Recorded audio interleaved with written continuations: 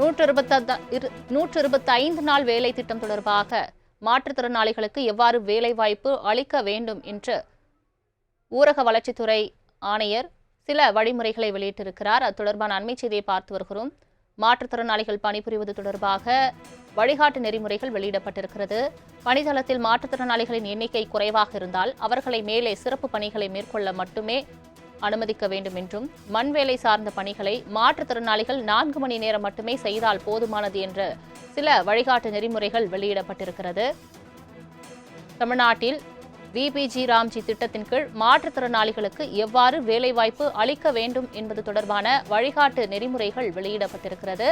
மாற்றுத்திறனாளிகள் பணிபுரிவது தொடர்பான வழிகாட்டு நெறிமுறைகளை வெளியிட்டிருக்கிறது ஊரக வளர்ச்சித்துறை. தற்பொழுது ஊரக வளர்ச்சித்துறை ஆணையர் இந்த வழிகாட்டு நெறிமுறைகளை வெளியிட்டிருக்கிறார். பணித்தளத்தில் மாற்றுத்திறனாளிகளின் எண்ணிக்கை குறைவாக இருந்தால் அவர்களை மேலே சிறப்பு பணிகளை மேற்கொள்ள மட்டுமே அனுமதிக்க வேண்டும் என்றும் அந்த வழிகாட்டு நெறிமுறையில் குறிப்பிடப்பட்டிருக்கிறது. தொடர்பான மேலும் விவரங்களை தருவதற்காக செய்தியாளர் நௌஷத் இணைப்பில் இருக்கிறார். நௌஷத், வணக்கம். விபிஜி ராம்ஜி திட்டத்தின் கீழ் மாற்றுத்திறனாளிகளுக்கு வழிகாட்டு நெறிமுறைகள் வெளியிடப்பட்டிருக்கிறது. முழு விவரங்கள் என்ன? வணக்கம் சலோமி.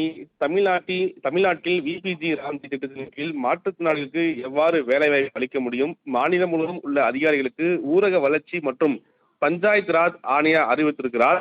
மேலும் மிக முக்கியமாக அந்த எவ்வாறு பணிபுரிவது தொடர்பான வழிகாட்டு நெறிமுறைகளையும் வெளியிட்டிருப்பது மிக முக்கிய ஒன்றாக பார்க்கப்படுகிறது.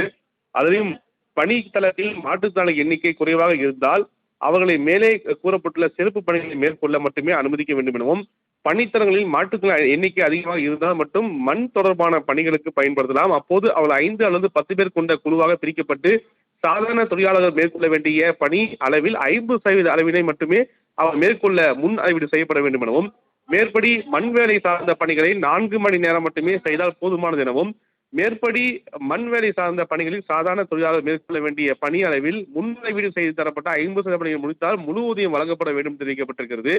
மேலும் மாற்றுத்திறனாளிகளுக்கு வேலை வழங்குவதில் கீழ்கண்ட அறிவுரை வழங்காமல் அதிலும் வேலை அட்டை கோரும் தகுதியுடைய அனைத்து மாற்றுத்திறனாளிகளுக்கும் தனித்துவமான வேலை அட்டை 15 தினங்களுக்குள் வழங்கப்பட வேண்டும். வேலை கோரும் மாற்றுத்திறனாளிகளுக்கு எவ்வித நிபந்தனையும் இன்றி வழங்கப்பட வேண்டும் தெரிவிக்கப்பட்டிருக்கிறது. மேலும் வழங்குவதில் எவ்வித தொழிலும் இருக்கக்கூடாது. மாற்றுத்திறனாளிக்கான மேற்கொண்டு வரையப்பட்டுள்ள பணிகள் மட்டுமே வழங்கப்பட வேண்டும் எனவும், மண்வேலை தொடர்பாக பணிகள் 5 அல்லது 10 பேர் கொண்ட குழுவாக பிரிக்கப்பட்டு வேலை வழங்குவது தெரிவிக்கப்பட்டிருக்கிறது. மாற்றுத்திறனாளி தனி மின்னணு வருகை பதிவேடு தயார் செய்து துணை வட்டார வளர்ச்சி அலுவலர் மற்றும் வட்டார வளர்ச்சி அலுவலர் கிராம ஊராட்சி மூலம் செய்யப்பட வேண்டும் எனவும், மாற்றுத்திறனாளி சிறப்பு ஊரக விலைப்புள்ளி பட்டியலில் அறிவுறுத்தப்பட்டவாறு 50% பணி மேற்கொள்ள வேண்டும் என தெரிவிக்கப்பட்டிருக்கிறது.